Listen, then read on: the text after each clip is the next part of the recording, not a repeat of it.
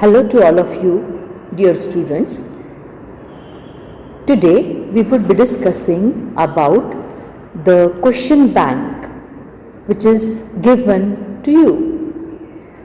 The question bank consists of multiple choice questions which are of 1 mark each. Then the very short answer type question which are 1 mark each. Short answer type question type 1 which are 2 mark each. Then the short answer type question which are of second type which are 3 mark each, and the long answer type question. So today we would be discussing about the chapter 1 book bank questions, that is the rotational dynamics. Now the first multiple choice question is: a diver in a swimming pool bends his head before diving. The first option increases his linear velocity, B decreases his angular velocity, C increases his moment of inertia, and D decreases his moment of inertia. Now, this multiple choice question is from the law of conservation of angular momentum.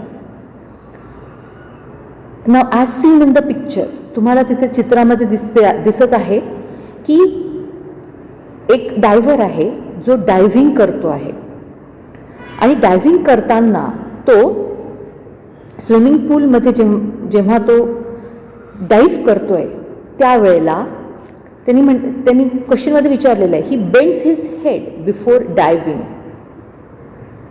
तो त्याच्या बॉडीला curl करतो, त्याचं डोकं त्याच्या पायाच्या जवळ आणण्याचा प्रयत्न करतो. तर हे असं तो का करतोय?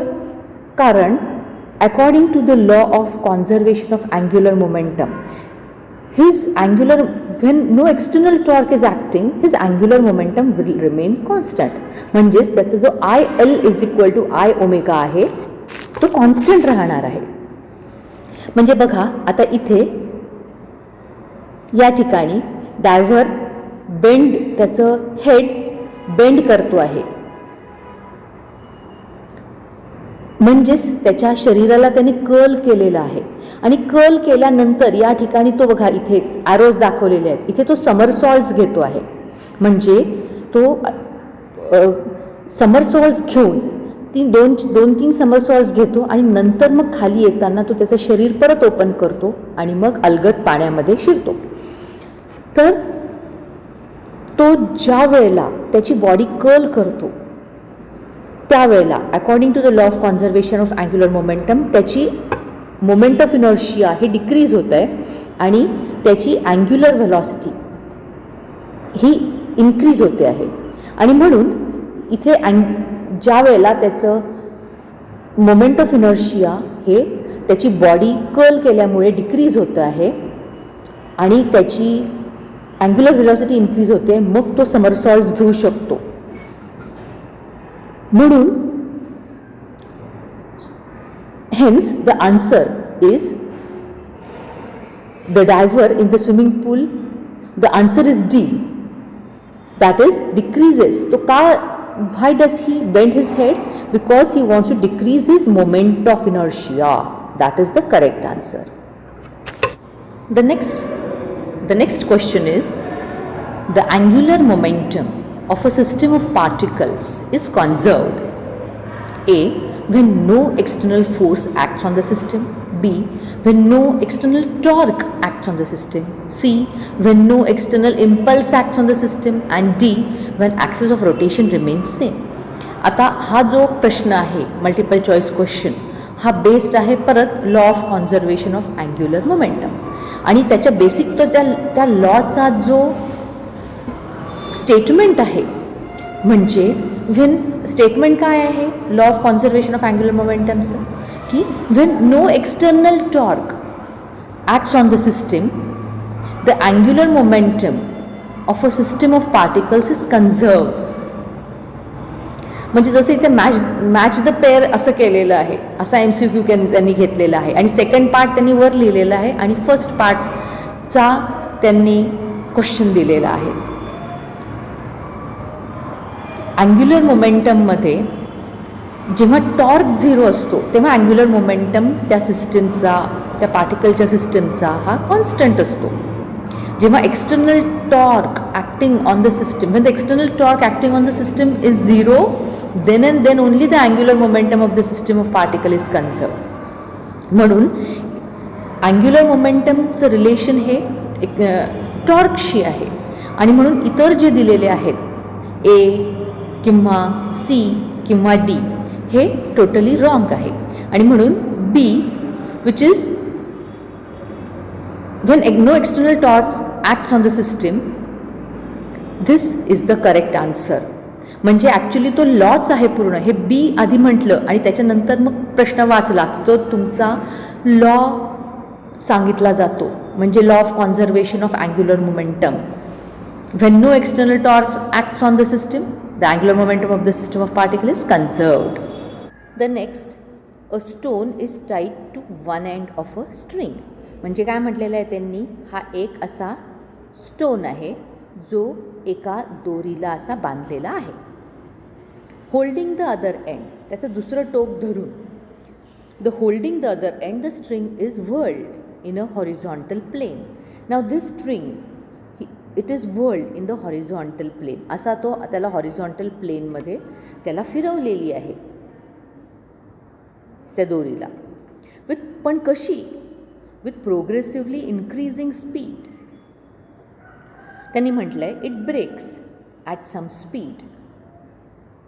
आता ही जी दोरी आहे त्याला प्रोग्रेसिव्हली इन्क्रीजिंग स्पीडमध्ये त्याला मूव्ह केलेली आहे, व्हर्ल केलेली आहे, तेव्हा ती तुटली. आता त्यांनी त्याची कारणं दिलेली आहेत, चार ऑप्शन्समध्ये त्याची चार कारणं आहेत. A, gravitational forces of the earth is greater than the tension in the string. Gravitational force related आहे का? Is greater than the tension in the string. किंवा the required centripetal force is greater than the tension sustained by the string. किंवा the third, the required centripetal force is lesser than the tension in the string. किंवा the centripetal force is greater than the weight of the stone. आता हे जे 4 कारणं दिलेले आहेत ह्याच्यातून actual काय आहे त्याच्यासाठी आधी त्याच्या बेसमध्ये जायला पाहिजे. आपल्याला इथे दिसतं आहे की ही जी स्ट्रिंग आहे ही कशी मूव्ह होते आहे, तर ती सर्क्युलर पार्टमध्ये मूव्ह होते आहे. आणि ह्या सर्क्युलर पार्टमध्ये जर स्ट्रिंगला मूव्ह व्हायचं असेल किंवा कोणत्याही बॉडीला जर सर्क्युलर मोशन म्हणजे घडणार असेल, कोणत्याही बॉडीची सर्क्युलर मोशन जर घडणार असेल तर आपल्याला माहिती आहे की द नेसेसरी फोर्स कोणता आहे, तर सेंट्रीपिटल फोर्स हा नेसेसरी फोर्स आहे. सेंट्रीपिटल फोर्स सप्लाय केला तर सर्क्युलर मोशन घडणार आहे. आता हा जो नेसेसरी सेंट्रीपिटल फोर्स आहे तो या ठिकाणी कोण सप्लाय करतो आहे, तर the tension in the string हे सप्लाय करताय द नेसेसरी सेंट्रीपिटल फोर्स.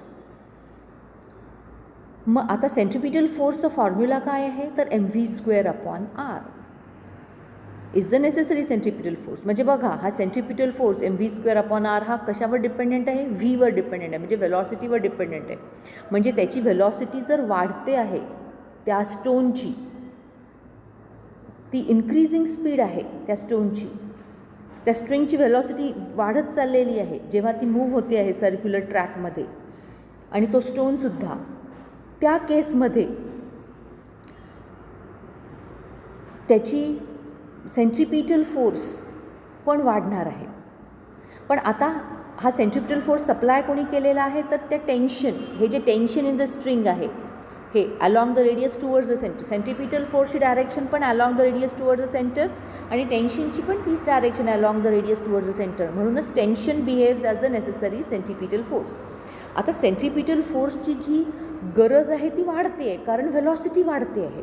पण टेन्शन जे आहे ते काही इन्क्रीजिंग नाही आहे. टेन्शन एका ठराविक अमाऊंटच्या वरती वाढणार नाही आहे. आणि म्हणून ते जे बी हे आन्सर आहे, द रिक्वायर्ड सेंट्रीपिटल फोर्स हे आताची रिक्वायरमेंट जास्त आहे. स्ट्रिंग का तुटली, stone it breaks at some speed. का बरं तुटली ती? बिकॉज द रिक्वायर्ड सेंट्रिपिटल फोर्सची जी रिक्वायरमेंट होती सर्क्युलर मोशन घडवून आणण्यासाठी, ती रिक्वायरमेंट आता जास्त होती कारण त्याची व्हेलॉसिटी जास्त आहे. आणि एवढी रिक्वायरमेंट हा टेन्शन सस्टेन करू शकला नाही, किंवा टेन्शन एवढी रिक्वायरमेंट त्याची पूर्ण करू शकला नाही. So this answer B is the correct answer. Next is the moment of inertia of a circular loop of radius r at a distance of r/2 around a rotating axis parallel to horizontal diameter of loop is.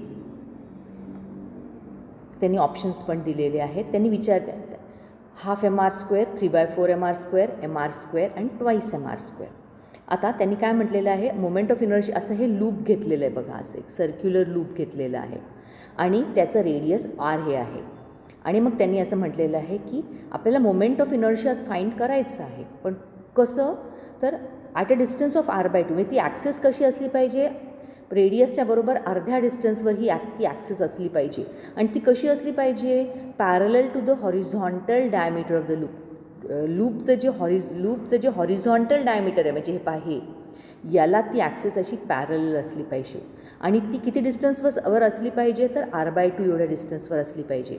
म्हणजे about this IO आपल्याला या लूपचा moment of inertia, म्हणजे जेव्हा about this IO axis, जेव्हा हे loop ज्या वेळेला about this IO axis it will rotate, त्यावेळेचा त्याचा मोमेंट ऑफ इनर्शिया किती आहे हे सांगा. मग आपल्याला इथे यूज करायचं आहे, कारण हे दोन ॲक्सेस पॅरलल दिसत आहेत, म्हणून बाय पॅरलल ॲक्सेस थेओरम आपण वापरणार आहे.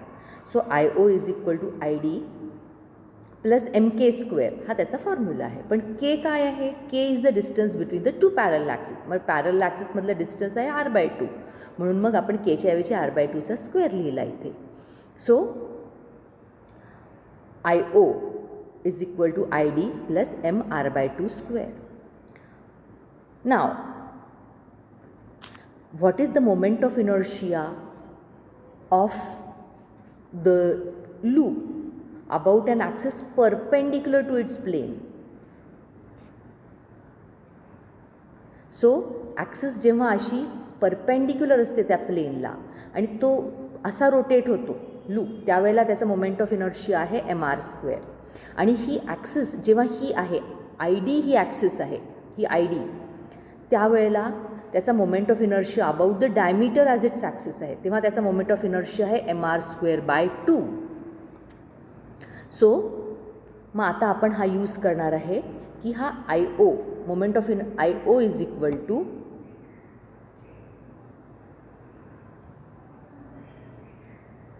दिस IO is equal to ID किती आहे mr²/2 plus mr²/4 mr²/4. So mr²/2 plus mr²/4. मग आता आपण या इथे 2 mr²/4 लिहू, ट्वाईस mr²/4 आणि mr²/4. So 2 mr²/4 plus mr²/4 किती येईल, 3 mr²/4. सो याचा आन्सर काय येईल, moment of inertia about this IO axis which is at a distance of r/2, it will be 3/4 mr². A 500 kg car takes a turn of radius 50 meter with a velocity of 36 km/h. The centripetal force is, आपल्याला centripetal force मागितलेला आहे त्यांनी, आणि ही 500 मास दिलेला आहे कारचं 500 kg, radius दिलेला आहे 50 मीटर, पण व्हेलॉसिटी मात्र काही प्रॉपर युनिटमध्ये दिलेली नाही, ती दिलेली आहे 36 km/h. मग आपण त्याचा मीटर्स पर सेकंडमध्ये कन्व्हर्जन केलं पाहिजे. सो व्हेलॉसिटी आपल्याला हे माहिती आहे की 1 किलोमीटर इज 1000 मीटर आणि 1 hour is 3600 second. So 1000 upon 3600 मग आपण ते 0 0 कॅन्सल करून टाकू. So that will be 10/36 or 5/18. So the velocity in metres, म्हणजे थोडक्यात मला तुम्हाला सांगायचं आहे काय की 1 km/h म्हणजे किती असतात, 5/18 मीटर्स पर सेकंद असतात. मग velocity is 36 × 5/18 metre per second. मग आता इथे आपण हे 18 आणि हे 36 म्हणजे हे 2 आहे, ट्वाईस आहे. सो इथे हे 10 मीटर्स पर सेकंद आलं, म्हणजे व्हेलॉसिटी किती आली कारची, 10 मीटर्स पर सेकंद ही व्हेलॉसिटी आलेली आहे. आता आपल्याला सेंट्रिपिटल फोर्सच्या फॉर्म्युलामध्ये टाकायचं. आपल्याला मास, व्हेलॉसिटी आणि रेडियस माहिती आहे. So centripetal force is mv²/r. So m किती आहे 500 kg, v किती आहे 10 मीटर्स पर सेकंद, मग त्याचं स्क्वेअर म्हणजे 100 आणि त्याचं रेडियस किती आहे 50. सो हे कॅन्सल केले 5 आणि इथे आलं 1000 newton is the answer. So याच्यापैकी सी हे ऑप्शन करेक्ट ऑप्शन आहे. Now the next. सो त्यांनी म्हटलेलं आहे a cyclist riding a bicycle at a speed of 14√3 takes a turn around a circular road of radius 20√3 without skidding. G दिलेला आहे 9.8 meters per second square. What is the inclination to the vertical? So त्यांनी काय म्हटलेलं आहे की एक cyclist आहे जो बायसिकल राईड करतो आहे. तुम्ही पण अनेक वेळेला बायसिकलवर गेलेले आहात, चालवलेली आहे बायसिकल. आणि त्यांनी म्हटलं आहे ती जी बायसिकल आहे तो 14√3 मीटर्स पर सेकंदनी चालवतो आहे. आता त्यांनी टर्न घेणार आहे, तो he takes a turn around a circular road. तुम्ही सुद्धा अनेक वेळेला सर्क्युलर रोडवर टर्न घेतलेली आहे, तुम्ही टर्न केलेली आहे तुमची सायकल. तर त्या सर्क्युलर रोडची रेडियस किती आहे तर 20√3 ही त्याची रेडियस दिलेली आहे. आणि तो स्किड होतो आहे का तर तो स्किड होत नाही आहे. आपल्याला माहिती आहे की ॲक्सिडेंट्स जास्त करून त्या टर्निंगलाच होतात, तर इथे ते स्किडिंग झालेलं नाही आहे. मग त्यांनी म्हटलेलं what is his inclination to the vertical. तुम्हाला माहिती आहे की तुम्ही सुद्धा अनेक वेळेला जेव्हा टर्न घेतलेली आहे सर्क्युलर रोडवर किंवा तुम्ही टर्न घेता त्यावेळेला तुम्ही तुमची सायकल ही इन्क्लाइन करता, टिल्ट करता तुमची सायकल.